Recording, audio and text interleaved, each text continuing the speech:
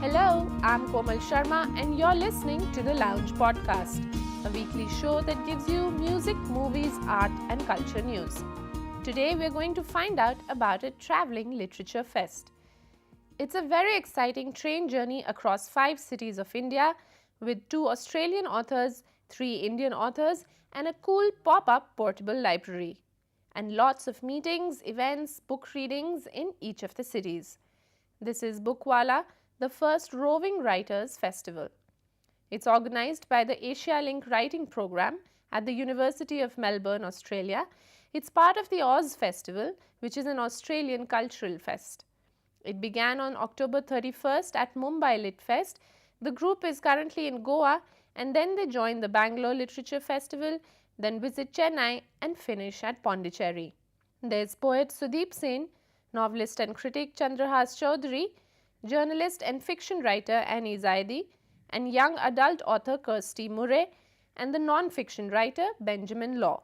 Today, joining us from Goa is Kirsty Murray to give us an update on how it's going so far. Kirsty is passionate about writing for younger audiences and encouraging their love of reading, writing, and history. Kirsty's novels include Market Blues, Zarkoni's Flying Fish, Vulture's Gate, and Birdie's Fire, which is the first title in her epic series of Australian historical fiction, Children of the Wind. Her most recent novel, The Lilliputians, releasing in India as part of the Bookwala tour, is based on a true story of a theatrical troupe of Australian children that toured India in 1910. So let's go over to Kirsty and find out more.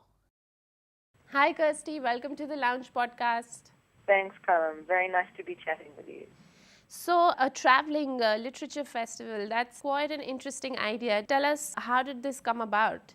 Well, there's an amazing group called Asia Link in Australia, which is based at the University of Melbourne, which helps coordinate cultural exchange between India and Australia and other countries in South Asia and Southeast Asia, all the way to Korea, actually. But they've come up with this amazing idea to bring originally 3 Australian authors and 3 Indian authors together on a sort of roaming, nomadic literary festival across South India. And unfortunately, one of our authors, Michelle de Kretzer, right at the last minute was unwell and had to pull out. So there's now 2 Australians and 3 Indian authors, which is actually quite interesting too, because it means we get, for the lucky 2 of us, myself and Benjamin Law, we're having an amazing feast of Indian literature and ideas and conversation.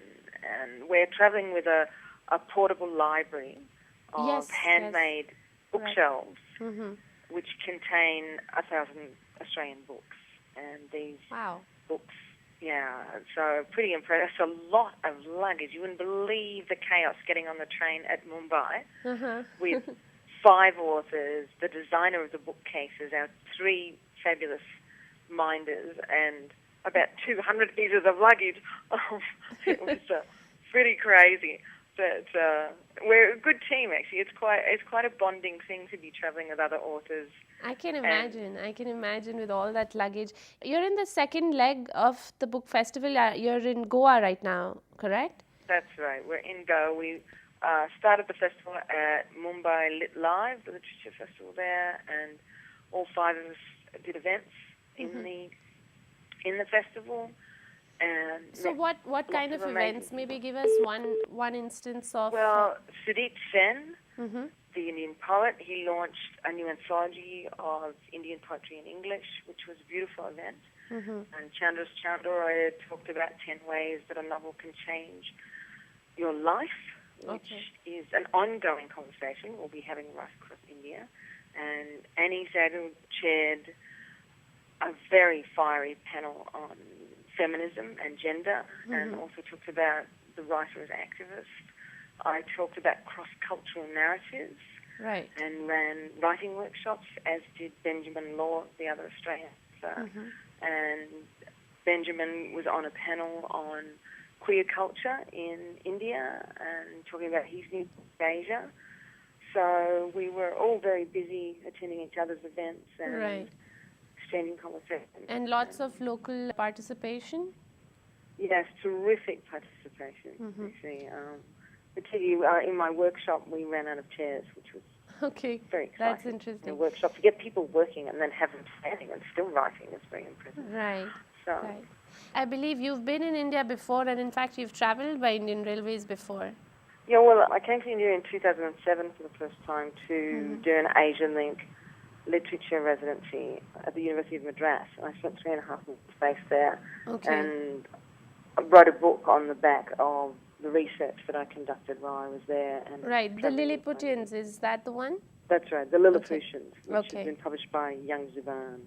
Just came out, so I was Uh-huh. talking about that last night at the Literati bookshop in Okay. Kalamazoo. So how has the experience been traveling by train and meeting local people? And I believe from Goa you go to now Bangalore, Chennai and Pondicherry. That's right, that's the next. It's going to be very interesting getting all the bookshelves on. Yes, and you're on onto the the train to train. Bangalore. Right, and you're on the train for almost a month. Yes, we are. We've got about a week of 5 days of events in Bangalore and then Chennai, where the Lilliputians will be launched, which is very exciting because that's the city that it's set in.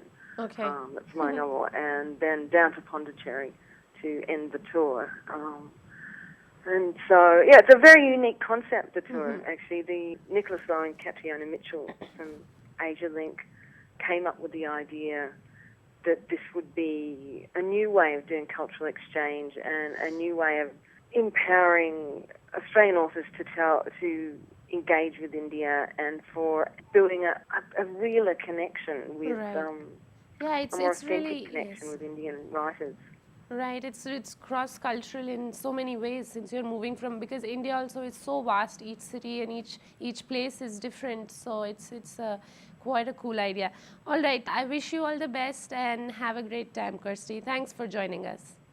Thank you very much, Karen. Thank you. Okay, bye-bye. So that's the Bookwala for you. If you're in one of the 5 cities, you might want to drop by and say hello, or you can follow their journey across India at www.thebookwala.com and on Twitter @thebookwala. That's all we have for you this week. Thanks for listening in and do write to us at feedback@livemint.com. Bye-bye.